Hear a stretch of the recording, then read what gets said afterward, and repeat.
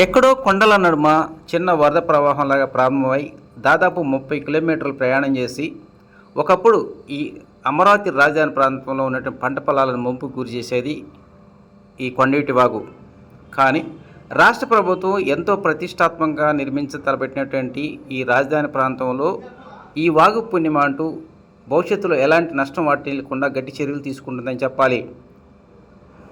ఈ కొండవీటి వాగుకు అనుబంధంగా పొట్టేళ్ళు వాగు, అదేవిధంగా పాలవాగు అనేటువంటివి కూడా మూడు కలిసి ఒకప్పుడు భారీ వర్షాలు కురిస్తే చాలు మంగళగిరి, తుళ్ళూరు, అదేవిధంగా తాడేపల్లి ప్రాంతాలకు చెందినటువంటి ఈ గ్రామాల పరిధిలో ఉన్నటువంటి పంట పొలాలను ముంపు గురి చేసేది. అయితే రాష్ట్ర ప్రభుత్వం మాత్రం ప్రపంచ బ్యాంకు నిధులతో అమరావతి డెవలప్మెంట్ కార్పొరేషన్ ఆధ్వర్యంలో భవిష్యత్తులో ఈ కొండవీటి వాగు వల్ల ఎలాంటి ఇబ్బంది లేకుండా 3 చోట్ల రిజర్వాయర్ కట్టాలని, ఉన్నటువంటి నీటిని సమృద్ధిగా వాడుకుంటూ ఆ ప్రాంతం మొత్తం బ్యూటిఫికేషన్ చేయాలని నిర్ణయించుకుంది. దానిలో భాగంగానే నీరుకొండ వద్ద 0.4 టీఎంసీలు, అదేవిధంగా కిష్టాయపాలెం వద్ద 0.1, శాఖమూరు వద్ద 0.1 టీఎంసీ నీరు నిల్వ ఉండే విధంగా ప్రపంచ బ్యాంక్ నిధులతో ఈ కొండవీటి వాగు ఆధునీకరణలు చేపట్టడానికి రాష్ట్ర ప్రభుత్వం ముందడుగేస్తూ ఉందని చెప్పాలి.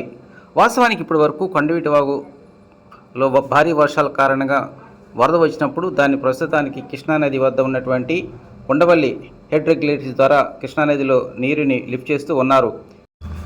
దాదాపు 1585 కోట్ల రూపాయల వ్యయంతో 3 చోట్ల రిజర్వాయర్ నిర్మాణం, అదేవిధంగా కొండవీటి వాగు, పాలవీటి వాగు ఆధునీకరణ పనులు చేపట్టనున్నారు. ఈ వాక్ ఇరువైపులా బ్యూటిఫికేషన్ పనులు కూడా చేపడతారు.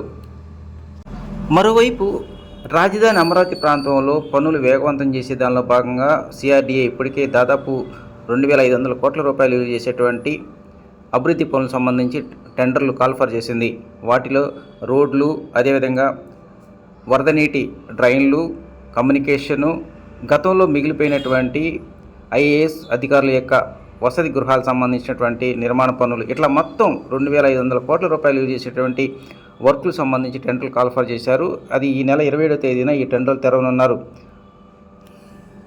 రాష్ట్ర ప్రభుత్వం నిర్ణయించినటువంటి షెడ్యూల్ ప్రకారం పనులు పూర్తయినట్లయితే ఈ ప్రాంత ప్రజానీకానికి మాత్రం భవిష్యత్తులో ఈ కొండవీటి వాగు చింత తీరినట్టే అని చెప్పవచ్చు.